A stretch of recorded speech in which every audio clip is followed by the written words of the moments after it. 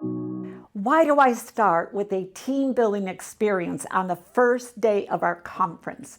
And by the way, I do this right after lunch. Well, one, to energize you after lunch. But here's the real reason.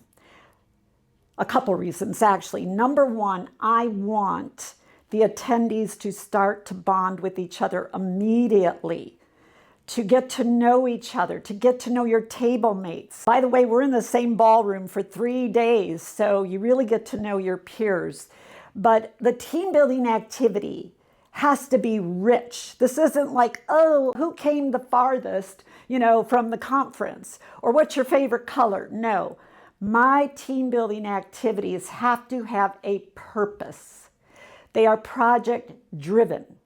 They have to tie into the conference theme. They have to make sense.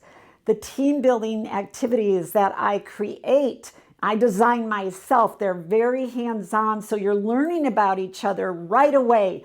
You're networking, you're sharing ideas, you're contributing to an outcome that we eventually use for something else, by the way, too, so we have longevity with that.